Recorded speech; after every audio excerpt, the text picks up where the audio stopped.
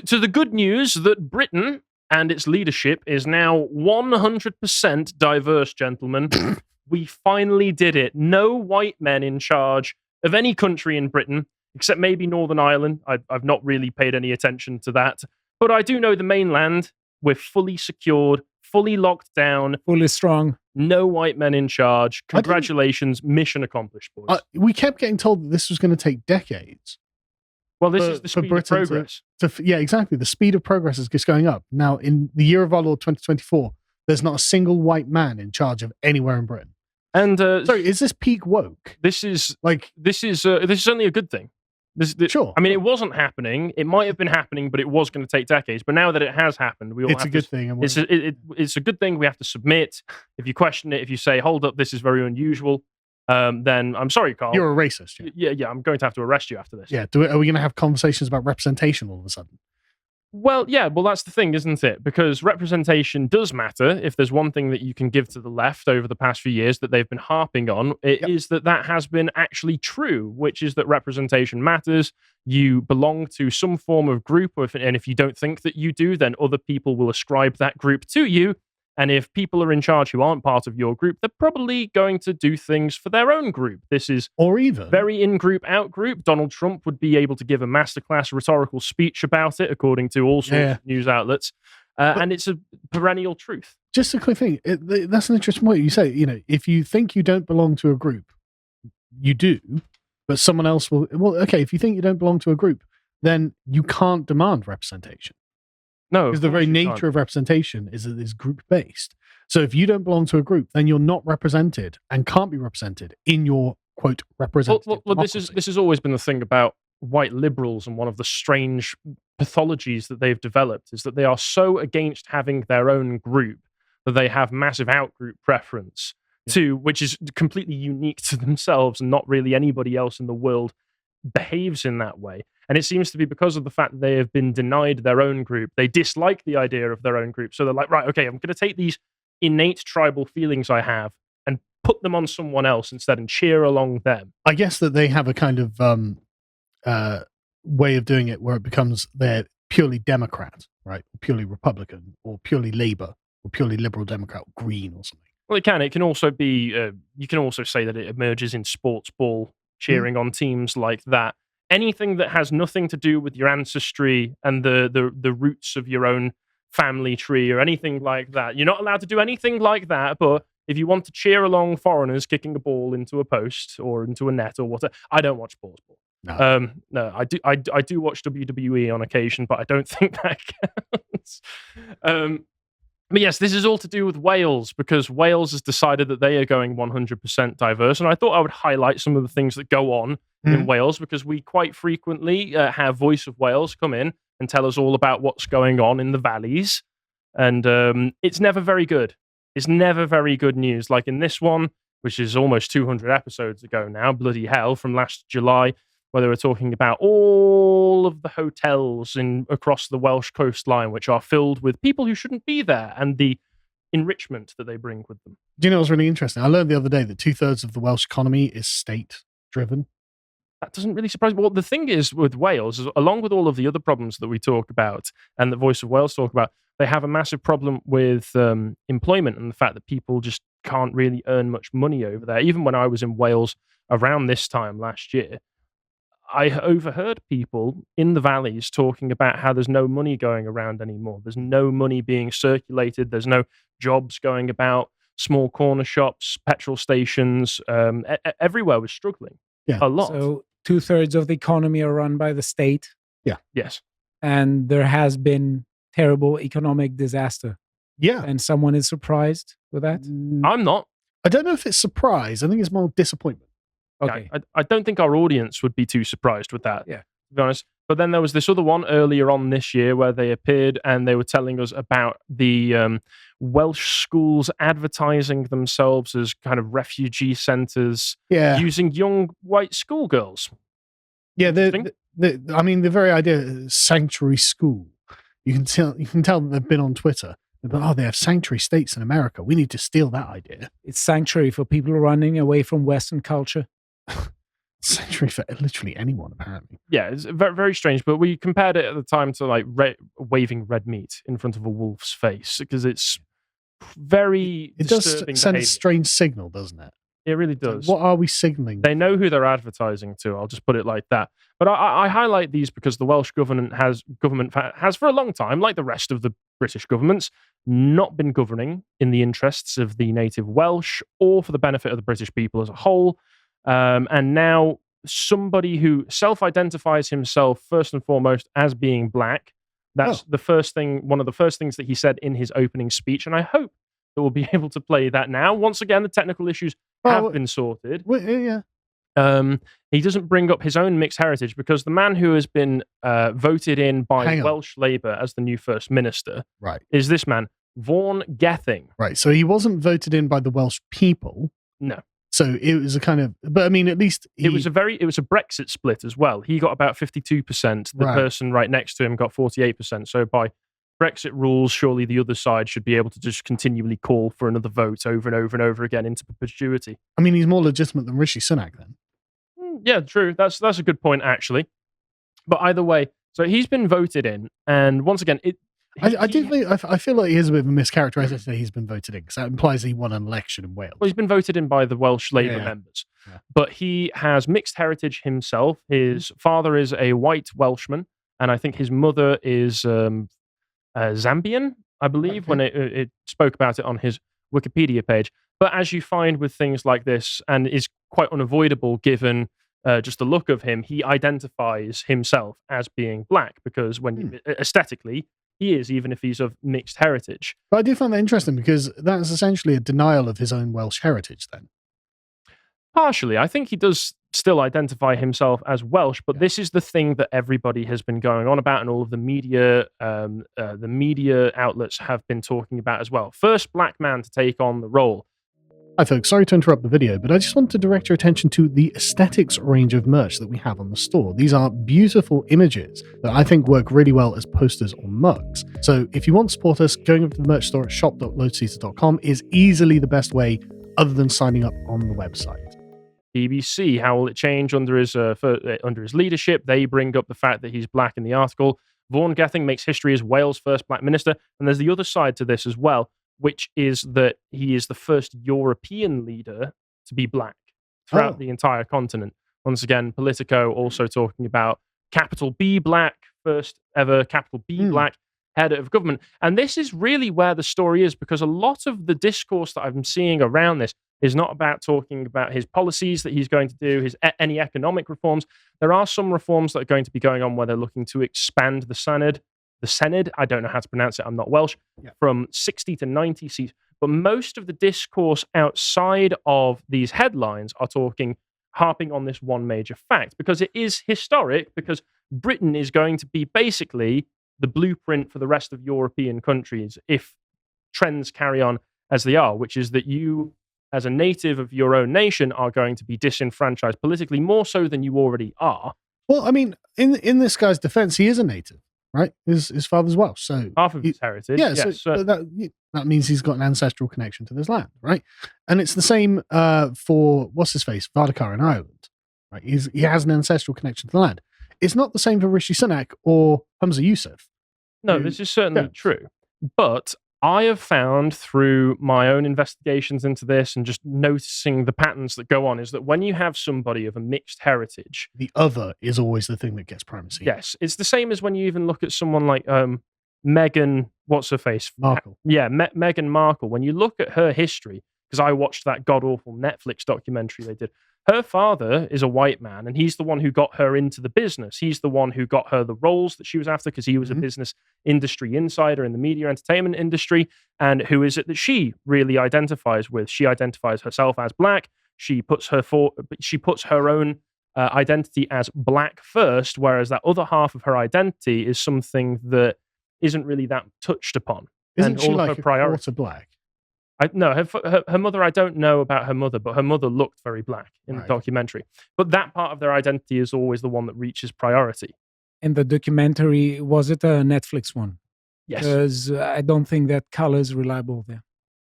Well, perhaps they maybe Carl's right. Perhaps they color swapped her own mother for the documentary. I'd have been shocked, but anyway, so he was up against his... there was something you were saying, he's going to increase the size of the Senate from 60 to 90. It's like, what question was asked where it's like, yeah, we don't have enough local politicians. There have to be more groups represented. So all these 30 seats need to be given to people from groups. Sorry, 60 wastrel politicians in Wales isn't enough. We need 90. That will solve whatever problem that we think. Yeah, there are more than 60. That'll make people happy with the 20-mile-an-hour speed limit. Amazing. Yes, in his acceptance speech, he said, "Today we turn a page in the book of our nation's history, a history we write together." He's expected to replace Mark Drakeford as the first minister next week. In this speech, in this interview he gave, they speak about him being the first ever black first minister. And once again, it seems to be something that they just kind of brush over like it's normal. This is the new normal. This is something that you're supposed to just expect to happen now. We're in 2024, it's current year, so therefore you should expect people with mixed or completely foreign ancestry to be your political leaders and to not receive popular assent.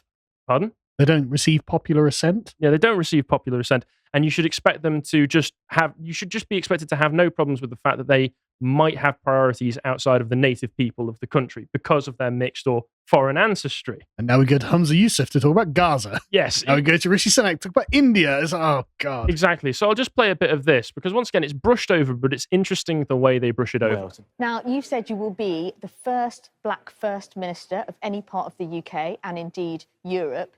Why is that important? And do you feel you've had to work harder for your success? Well, it's obviously an historically different day. You know, this hasn't happened before. That isn't because other people haven't wanted to, haven't had the drive, the determination, or the ability. I'm the only person that looks like me to represent a Welsh constituency in either of our national parliaments. So it shows that progress is more difficult historically. You can still see that today, whether it's health, education, the economy, a whole range of fields of activity. What I think it does show is once you're here, you've got to do the job. There are people who are ready to judge you, and you need to be able to meet that test, not just for people that look like me, but for the whole country. Because you're under higher scrutiny. I think there is different scrutiny, and you see that in public life. You know, it's just the reality of where you are, but you can't then say, this means that people should lay off me because they won't. Now let's talk about Labour's. Yeah, that's the only discussion they have of it. But once again, it's brushed over. To be fair, he seems like he's happy to take on the scrutiny that comes with his new position. He seems quite well spoken. But once again, it's progress. This is just progress. It's difficult, but this is what happens because we're progressing into the future. You should expect to be disenfranchised because this is what happens in the future that we're now living in. See, if I were in Wales and I was a Welshman, I would be more concerned about the fact that he doesn't have a Welsh accent. He's got a little bit of a hint of one. Barely. I wouldn't have known. Well, he grew up in England, in Guildford, I think. Exactly. That's the point. Like, I'd be like, okay, well, his dad's Welsh, so he's got an ancestral connection to Wales, but he doesn't sound like a Welshman. And he doesn't say, hey, I'm Welsh. He says, I'm black. So I would be looking at him like, well, okay, but how is he going to actually make present me and my concerns in the parliament? You know, and it's the same with, you know, and again, he's installed by his own party. It's not like he received. This isn't an organic thing that's happened. That all of a sudden, just because the British people wanted it, all of your leaders have foreign backgrounds. Exactly. Hamza Yusuf installed, Rishi Sunak installed, Vaughan Gething installed by the woke parties that are in control of our country. It's like, okay, thanks.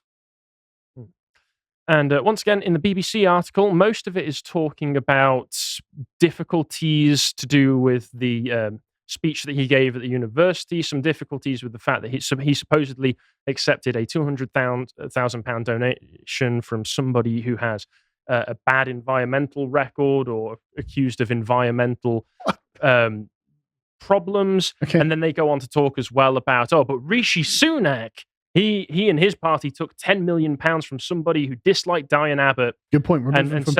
And said that he would like to shoot Diane Abbott, which I'm not going to make any comment on. So they want to talk about the racism aspect there. Yeah, £200,000 donation he accepted from a company owned by a man twice convicted of environmental offences. And then right at the bottom of the article, they talk about the actual part that most people are excited about who are celebrating this, which is, in recent weeks, there's been an angry political conversation involving race and religion. Only in the most recent weeks This hasn't been going that's on not for all day, every day. years now. Politics finds its expression, articulating and reflecting society's concerns and hopes in a myriad of ways. Once again, this is true. Yes, in a myriad of ways, and one of those ways is your background, is your ancestry. It will certainly have a factor into who you are going to be representing and how you are going to be representing them. And within a few days, there'll be a Welsh First Minister, as well as a British Asian Hindu Prime Minister, a British Asian Muslim First Minister of Scotland, Humza Yousaf, plus a Catholic First Minister of Northern Ireland, Michelle O'Neill, ignoring again the Republic of Ireland's half Indian leader. But also, Northern Ireland is meant to be Protestant, so okay. And of course, you've got Sadiq Khan running London. It's just like, okay, we are actually an occupied country at this point, right? Like, there's something like if you're an indigenous British person, can you really look at our political environment and say, yeah, I feel represented? Yeah, is this a natural outcome of democratic developments, or is this what happens when you are an occupied country? Is this something that happens when you are a vassal state or a principality of another nation? I mean, say what you like about Keir Starmer. He's English. But he's English. He is English. That's at least an Englishman. That's what people are saying. But they are saying that as well. Keir Starmer was very positive about this appointment. Of course he was. And he was saying that I think he actually gets along with this Gething gentleman far more than he did with Drakeford. So they're saying there will be, if Labour were to get in, which all of the polls are suggesting they will in an absolute landslide, that there will be a lot of collaboration between these two parties, more so than there already was. So that will mean Wales, look forward to your enrichment even more than you're already getting. Once again, like I said here, this is another thing where the headline is highlighting it because they all know that this is the most important part of the story. And they're signaling to everybody that this is the most important part of the story. But when they're addressing it in the text of the article, they're brushing over it for the most part. You know what is interesting? That they constantly say that this is the most important thing. They constantly say this is the first black person who is going to run Wales. But when when criticism comes, she told him, how do you feel that you are going to be more criticized now because you're the first black president, the first black prime minister? First minister. Yeah. This article highlights some of the other stuff going on in Wales. As mentioned, people are really unhappy that the main speed limit for roads in Wales has been lowered from 30 to 20 miles per hour. They also mentioned the performance of the NHS, and from other analysis that I've seen, NHS in Wales somehow has longer wait times than in England. And bear in mind that before this appointment, during COVID, Gething was the health minister of Wales. I love this so much. Burst into a Welsh NHS. Guys, I know it's looking bad, but don't worry. We've got the first black minister. Everything's solved. Fantastic. Just trust us. People stop bleeding. Yeah. Their limbs reattach. Yeah, exactly. The lines just evaporate and it's like a milk. Congratulations, guys. We did it. Yeah. Protests against subsidy reforms that will require farmers to hand back some land to nature, because that's another major story that a lot of people are brushing over. The fact that in the West there is an assault on farmers. Obviously, you hear a lot about it on the European mainland, but it's happening over here as well. They want to hand over farms to foreigners. They want to take land away from farmers. In Ireland, I think they are still trying to have a massive cull of farm animals, which, just for the sake of environmentalism. You don't like eating food. Yeah, which seems like a very poor strategy for anybody who wants to be able to produce their own food in their own nation. But I'm not a farmer. I can't speak to this. And again, the planned reforms to increase the size of the Senate. In one of his first interviews on taking office, Gething told the BBC Sunday Show, it's likely there will be changes to some routes, so maybe he'll change some of the disastrous policies. But he has a more urgent task, holding Welsh Labour together. He only won 51.7% to 48.3% for his opponent, Jeremy Miles. And Starmer called Gething's election historic for black representation and said he looked forward to campaigning to deliver Labour governments across Britain. So that's something that we can all look forward to. And once again, there's all of the policy aspects to this. Maybe Labour under him will run Wales a bit better than Drakeford was. Maybe it will continue. Drakeford was terrible. Exactly. It's not a particularly high bar to cross. I will say that. But what are people actually talking about? What are all the headlines highlighting here? Well, that he's black. And that is the most important thing that we are seeing and that you're seeing people celebrate. So this gentleman Ewan Herbert, hashtag Windrush, hashtag Tories out. Hey, guess what, guys? He's black. Hashtag, you can't see it here, but there is also a hashtag FBPE. Or is it yeah, that's it.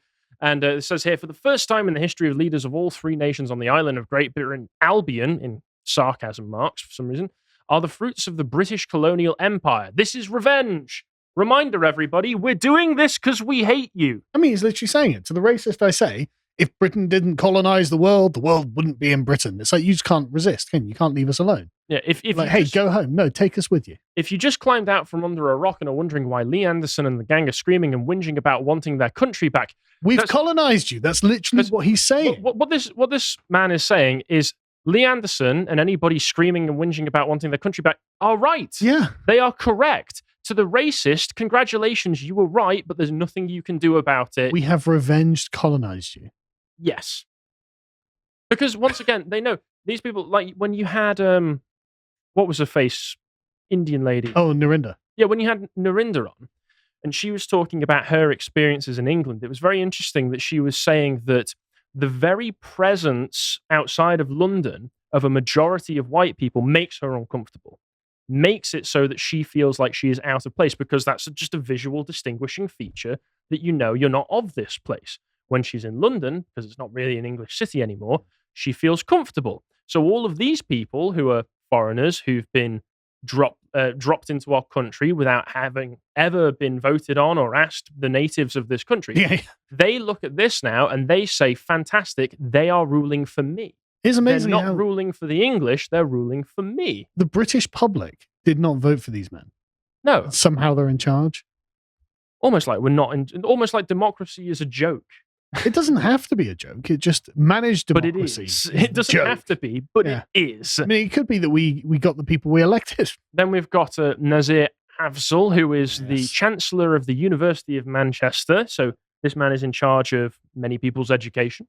With Vaughan Gething becoming First Minister of Wales, congrats by the way, and Humza Yousaf, First Minister of Scotland, and Rishi Sunak, Prime Minister, and Michelle O'Neill, First Minister of Northern Ireland, there are now no white men leading in countries of the United Kingdom. Representation matters. Actions matter more, but no, what you're actually saying there is just purely not having white men in charge of that was any the goal. Of these countries. That's what you were going for. That's what we're celebrating here. And note as well, he's celebrating Rishi Sunak. This kind of gentleman. Actions matter more, but I will tip my hat to Rishi Sunak. Well, that's the thing. This person is probably an arch nemesis of Rishi Sunak and the Tories. But all of a sudden, when it comes down to brass tacks of pure identity, which is what these people care about most, unity and solidarity against the white man. Yeah, he will throw aside any other principles so that they can unite in solidarity against that. Rishi Sunak, I may not like you, I may vehemently hate you, but you're not white. But you are brown. Yeah, you're brown, therefore you're closer to me, therefore I support you over anybody else. I see Callum has a response here. Representation matters, says, and white men have no representation. And that's correct. And I wanted to say one thing, because, you know, I was in academia and I heard the same, let's say, rhetoric, both in academia and also I hear it everywhere else, especially also when it comes to programs and TV shows and stuff. A lot of people say that if someone who is a leader isn't a member of my group, then I don't feel represented by what I'm seeing or by what I'm taught. That's obviously entirely wrong, because that's not the only thing that humans have in common. But this is what they're focusing on. And, you know, if we apply the same thing to indigenous people, okay, why does this not apply to English people, for instance, in England? You would think it would. Yes, because if the idea is that in order for you to feel represented, you have to see some people of your own group in positions of power, why is this not something that these people care about? But I think this is what underpins Harry's point. Yeah. This seems to be an act of hatred on the part of Nazir. No, I don't disagree with Harry. Well, that's the thing. When you see this kind of behavior coming out, I can look at that and go, okay, whatever else may be going for the guy, if these are the supporters, this mentality is what is fueling this, then I know whatever they end up doing will not be in the benefit of me or the other native people of this country. No matter what they say, they're not doing it for our benefit. And as such, you can see currently Drukpa is down there. He posted this. We have now entered the new age, quite literally the new dark age, the age of the BAME. I mean, it's what's happening. There you go. So we're now 100% diverse, and your representation doesn't matter, but actions matter, but also representation matters. And you still have to pay your taxes. Yes, because this is the government you voted for. Wait, no, you didn't. Yeah, you didn't even vote for this. If you appreciated that episode from the podcast of the Lotus Eaters, you can go to lotuseaters.com to get access to all the premium content that's on the site, such as the Lads Hours, this one on whether or not cats or dogs are left or right wing. If you'd like to find out what else is being put out, you can follow on Twitter at lotuseaters_com on Twitter. Thank you and goodbye.